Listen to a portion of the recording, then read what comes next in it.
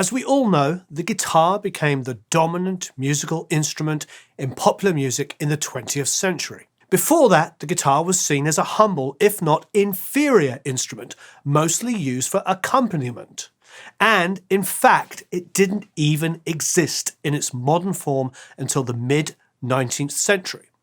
So how did the guitar become so immensely popular around the world in such a relatively short space of time? The answer to this question involves several musical and cultural developments, a bunch of guitar builders, and a guitarist named Andrés Segovia. At the height of his fame, the mere mention of his name was enough to sell out concert halls around the world.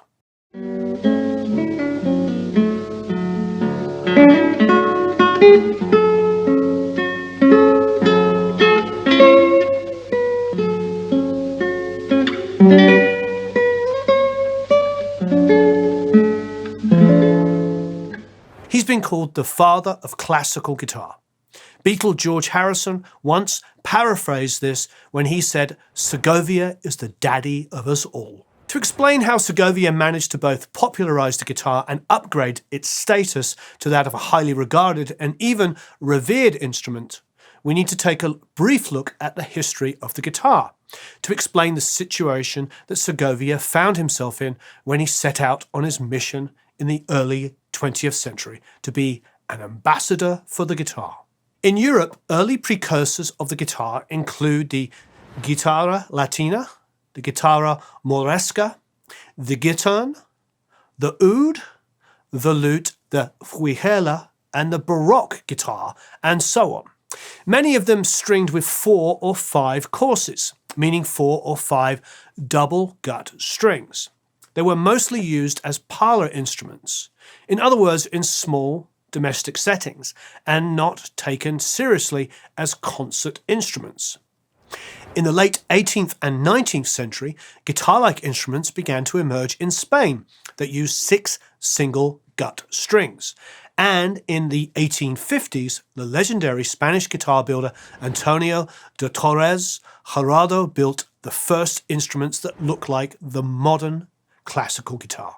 He enlarged the body and made the soundboard thinner, resulting in a louder, beautiful, balanced tone. Torres' instruments were eagerly used by both flamenco guitarists and Spanish classical guitarists.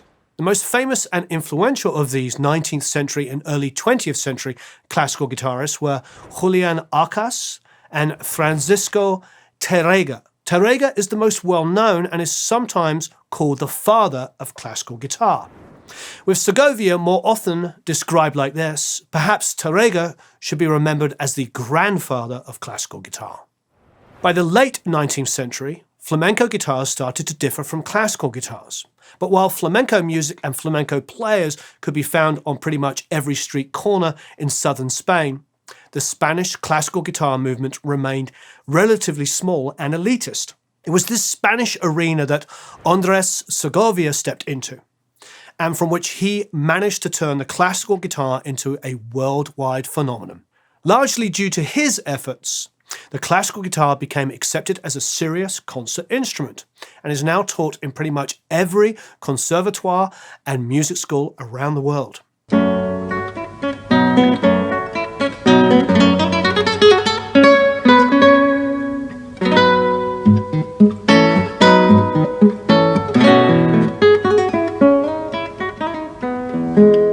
Segovia was also instrumental in greatly expanding the repertoire for the instrument.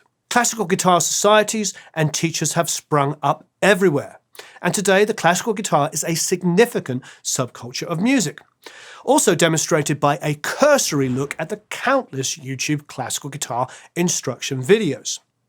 The rise of the classical guitar to worldwide prominence is an essential part of the story of the emancipation of the guitar in general.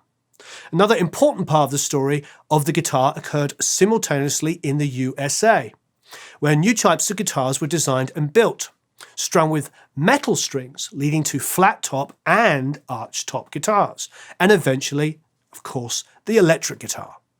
The names Christian Frederick Martin, Carl and August Larson, Orville Gibson, Leo Fender, and Adolf Rickenbacker may ring bells, as will those of Robert Johnson, Charlie Christian, Les Paul, and countless more.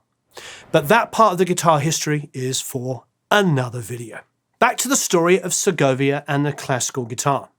Andrés Segovia Torres was born the 21st of February 1893 in Linares in Jaén, a province of Andalusia. From age 2, he was raised by an uncle and aunt, and he recalled in an interview, "When I was 8 years old, I became interested in music. I learned piano, cello, and violin. But the men who played these instruments were mediocre. However, the guitar, even in the hands of the people, had a melancholic quality, and I learned to play it." Apparently, Segovia was taught by a local flamenco guitarist at this point. However, his parents must have remained nearby because Segovia wrote in one of his 2 biographies about the resistance he encountered from his family. His father was a lawyer, and he wanted his son to follow the same path. "I was told the guitar wasn't respectable.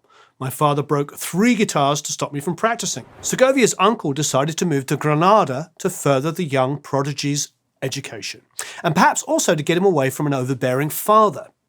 The 10-year-old young Segovia tried to find a guitar teacher at the Granada Institute of Music, but was told there wasn't any.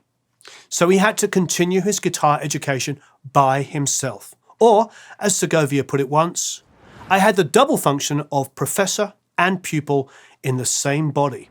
Although Segovia never met Tárrega, the grandfather of the classical guitar, the teenage prodigy did become close friends with some of Tárrega's pupils, something which must have surely helped him greatly in his development. It was Tárrega who had further developed and defined right-hand classical guitar techniques, like not using the little finger to rest, free and rest strokes, and who went from playing with his nails to playing with the flesh of the fingers. Segovia will have been aware of these techniques. He also wanted to disassociate himself from the dominant way of playing the guitar in Spain, i.e. from the flamenco guitar. While he appreciated traditional flamenco and reportedly was a decent flamenco player, part of the raison d'être was to further develop classical guitar technique and distinguish it from the flamenco approach. Segovia later explained that this was the first aim for the guitar at the time. The second one being to create a repertoire, the third to create an audience, and the fourth to place the guitar amongst the pantheon of the great classical instruments, like the piano, the violin, and so on. Impressively, despite needing to overcome ignorance, prejudice, and ridicule, he achieved all his aims.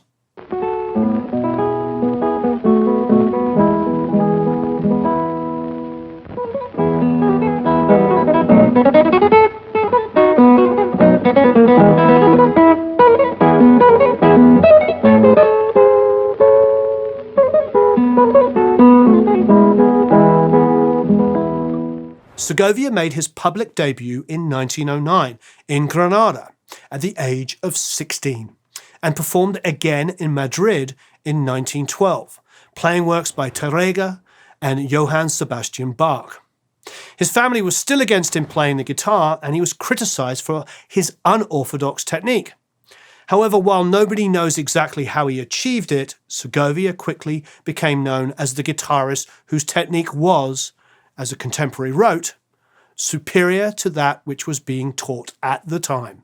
Segovia invented several new right-hand techniques, one being to play closer to the bridge and not with the hand over the sound hole, as had been customary. Every instrument of the orchestra is inside the guitar, but in smaller sound size. It has many different colors, many different timbres, and it is necessary to develop those quality of the instrument.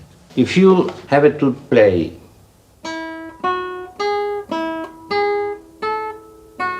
sounds that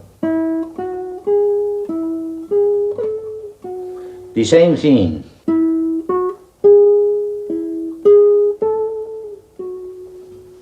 All that has different color. And for instance, what it is called here the pizzicato.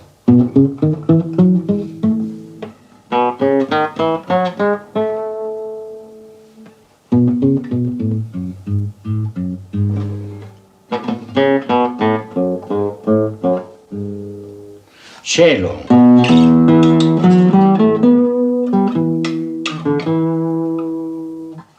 Brass.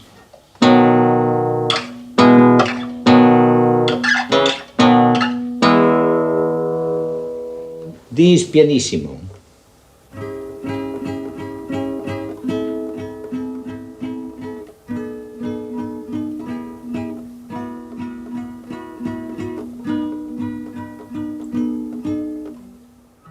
According to the latest research, to play with only nails rather than a combination of flesh and nail or flesh alone. This allowed him to create a larger sound that projected further and to play with a greater variation in tone. Nails have to be both strong and soft for the right tone, explained Segovia, adding, "If nature has not given you strong nails, you need to give up playing the guitar." Tough luck for those with weak nails, and not everyone was prepared to give up because of this.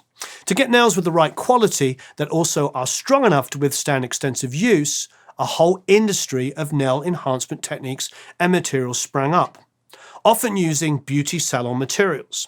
The whole issue of nails has continued to be a subject of intense and heated debate, even today. As one guitarist ruefully remarked, "You start off playing guitar to get girls and end up talking with middle-aged men about your fingernails." Segovia's virtuosity, musicality, novel approach to playing the guitar, the new repertoire he played, and his unusual personality all combined to quickly turn him into a living legend. Some of his personality is illustrated by an anecdote from 1912 that Segovia often recounted. On arrival in Madrid, the 19-year-old visited the shop of a famous guitar builder, Manuel Ramirez. In addition to his trademark round horn-rimmed glasses, Segovia was wearing, he recalled, a scarf, a black velvet vest with its silver buttons all buttoned up, a grey blazer, striped pants, patent leather shoes, and a walking stick to defend myself. Apparently, those present in the workshop, Ramirez included, just laughed at him when he entered. Segovia explained to Ramirez that he wanted to rent a guitar for a concert, as he did not have the money to pay for one. Ramirez allowed him to play one of his lesser guitars, and the laughter in the workshop immediately stopped in its tracks. The story goes that a violin professor at the Royal Conservatoire in Madrid, Don José del Hierro, happened to be present. Admiring the young Segovia's musicality, he sought to persuade him to give up the guitar and take up the violin. Segovia refused. Ramirez, who had been watching from a distance, was equally impressed by the prodigiously talented youngster. So he gave Segovia his best guitar and refused payment. Reportedly, he said, "Pay me for it without money. Take the guitar with you through the world and make it flourish." Segovia did exactly that and played the Ramirez guitar for 25 years until 1937, when he started playing a guitar made for him by the German luthier Hermann Hauser Sr. The anecdote tells us several things. Rather amusingly, it is that Segovia comes across as a bit of a snob and a dandy, and proud of it. Who else would remember exactly what clothes he wore decades later? Adding that the clothes put him in need of a stick to ward off people trying to ridicule him. Segovia remained a classical music snob for the rest of his life, later denouncing the electric guitar as an abomination, as well as dissing pretty much all popular music. However, given the reactions of the violin professor and Ramirez, the story also suggests that Segovia must have, even as a 19-year-old, already possessed a commanding and overwhelming combination of musicality and virtuosity. His aristocratic and slightly snobbish air undoubtedly added to the image of him as the ultimate maestro, and helped to convince audiences that he was not playing something inferior, but instead arguably the noblest of all instruments. And so it proved. As Segovia and his Ramirez guitar went out into the world, audiences invariably were stunned into silence, and skeptics changed their minds. Segovia performed in Paris in 1915, and the following year at the famous Palau de la Música in Barcelona. Segovia discovered that he attracted larger audiences by playing in concert halls and theatres, rather than the salons where guitar concerts usually took place.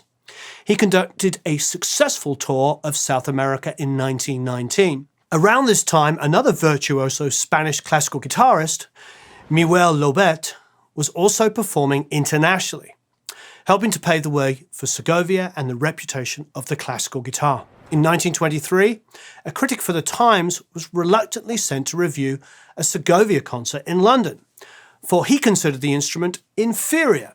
However, he ended up writing, "We remain to hear the last possible note, for it was the most delightful surprise of the season." Audiences were stunned into silence, and it was the beginning of what became known as the Segovia Hush. After a concert in the Town Hall in New York in 1928, a similarly skeptic critic for the New York Times wrote, "The appearance of Mr. Segovia is not that of the trumpeted virtuoso. He is rather the dreamer or scholar in bearing. Long hair, eyeglasses, a black frock coat and neckwear of an earlier generation." But the critic added, "Segovia belongs to a very small group of musicians who, by transcendent powers of execution and imagination, create an art of their own that sometimes seems to transform the very nature of their medium." As Segovia traveled the world as the ultimate ambassador for the classical guitar, he also found time to fulfill his other aim, to greatly enlarge the repertoire of the instrument. While he wrote very little music himself, he transcribed a lot of music written for other instruments. And on top of that, many composers composed for him after having heard him play and recognizing the unique characteristics of the guitar. Segovia stated in an interview with characteristic modesty, "I had to rescue the guitar twice. First from the noisy hands of the flamenco players, and second from the poor repertoire that it had. Only Ferdinand Saw, in the end of the 18th century and the beginning of the 19th century, composed many beautiful things for the guitar. Others were the Italian composers Fernando Carulli and Mauro Giuliani. But all the other composers for the guitar were very poor. They did not have the proper training in music, and they gave to the guitar a devoted incompetence. So I asked friends to write for the guitar." Composers who wrote guitar music especially for Segovia included Alexandra Tansman, Manuel de Falla, Federico Moreno Toroba, Manuel Ponce, Hieto Villalobos, Maria Castanuovo Tedesco, Joaquin Rodrigo, and John Duarte. Segovia even rejected some works written for him that he felt were too avant-garde, for example by Frank Martin and Darius Milhaud, in his musical taste. His repertoire consisted of existing material written for the classical guitar in general, material written especially for him, and music from the Baroque, classical, and Romantic eras in classical music that he transcribed. Among his transcriptions are works by the likes of Albanese, Handel, Haydn, Schumann, Schubert, Mendelssohn, Grieg, and many others. Segovia became especially known for his groundbreaking transcriptions of works by Johann Sebastian Bach. In 1935, he gave his first public performance of Bach's famous Chaconne from the Second Partita for violin, a 15-minute-long, extremely challenging tour de force. The fact that this masterpiece could be played on the guitar and even sounded like an improvement on the violin version emphatically settled debate over whether the classical guitar was a serious instrument and convinced the last remaining skeptics of Segovia's mission. Many of Segovia's guitar transcriptions, including the Chaconne, are still a central part of the classical guitar repertoire today.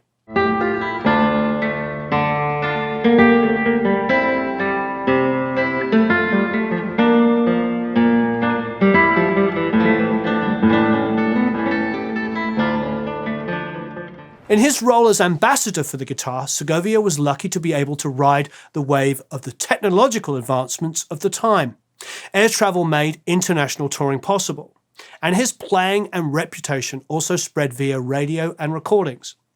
His earliest recordings were made in London in 1927. His recordings were released on labels like HMV, Do Re Mi, Allegro, Phono Music, Columbia, Deutsche Grammophon, and mostly on Decca. At the outbreak of the Spanish Civil War in 1936, Segovia initially took refuge in Italy. But before the outbreak of the Second World War, he moved to Montevideo, the capital of Uruguay. During this period, he mostly performed in South America. He moved to New York in 1943, and it did not take long before he was part of the classical elite of performers of the era. His name mentioned in the same breath as box office stars like pianists Arthur Rubinstein and Vladimir Horowitz, and violinist Jascha Heifetz. Segovia returned to Spain after the war. Until the end of his long life, he continued to tour and record, by this stage using nylon strings. Post-war recording technologies allowed him to record pieces longer than 3 minutes, and record companies eventually released over 40 LPs with his playing. Segovia also regularly gave masterclasses in Spain and music schools across the world. Among those that studied with him were two young guitarists who became household names, Julian Bream and John Williams. In his later years, Segovia's playing noticeably deteriorated, and he scaled back on his public appearances. However, his tone and his musicality still shone through. His slightly snobbish attitudes also never left him. When he was asked about George Harrison calling him the daddy of all guitarists, Segovia replied, "The Beatles are very nice young men, no doubt, but their music is horrible. Even as illegitimate children, I could not accept them." In his defense, attitudes like Segovia's were paramount in the classical music world until at least the 1980s. This is wonderfully illustrated by the British TV programme for the 1960s about John Williams, in which the narrator hilariously claims, "A rock and roll guitarist can be turned out in 12 hours flat. The classical player must devote at least 12 solid years to patient study." The idea of learning to play rock guitar in 12 hours must have been news to players like Steve Lukather, Stevie Ray Vaughan, or Steve Vai. Giving actual form to Segovia's aristocratic demeanour and snobbery, he was ennobled in 1981 when he received the hereditary title of Marquis de Solebrano from King Juan Carlos I. Other accolades he received during his life included a PhD honoris causa from 10 universities, the Danish Sonning Award in 1974, the Ernst von Siemens Music Prize in 1985, and a Grammy Lifetime Achievement Award in 1986. Segovia died in 1987 at the age of 94 and continues to be remembered as one of the greatest Spanish artists of the 20th century, in the company of greats like Pablo Picasso, Manuel de Falla, Pablo Casals, Joan Miró, and Salvador Dali. While Segovia's path was very different and ran in many ways parallel to the developments in America, with steel-strung and electric guitars having a far greater and more direct impact on popular music, the classical guitar was and remains a big influence on folk, jazz, and rock players the world over. Many rock guitarists, from The Edge to Eddie Van Halen to James Bay, started out on the classical guitar, and countless young aspiring guitarists today continue to cut their teeth on a classical guitar. Despite not thinking much of youth culture, Segovia himself was very pleased with the effect he had on young people around the world. "I fill the biggest halls in all the countries, and at least a third of the audience is young. I'm very glad to steal them from the Beatles." When looking back over his achievements and asked why the classical guitar had such a huge impact, Segovia noted, "The guitar has more variation of colour than the piano. It is the only other genuine solo instrument that can play harmony and melody at the same time. He also said, the guitar is a very complicated instrument because it is the only string instrument that is really polyphonic. It is impossible to compose for it if you don't play it well. Listening to guitar is not just listening to music, it is dreaming with music. Over the course of a career lasting a stunning 8 decades, the dandy-looking young dreamer from Andalusia didn't only continue to dream until the end of his life, but despite recurring nail problems, he managed to convince much of the world to dream with him. I hope you enjoyed that. Thanks ever so much for watching. Please check out the other videos in the series. So long, farewell, auf Wiedersehen, au revoir, adios, adio, tschüss, goodbye.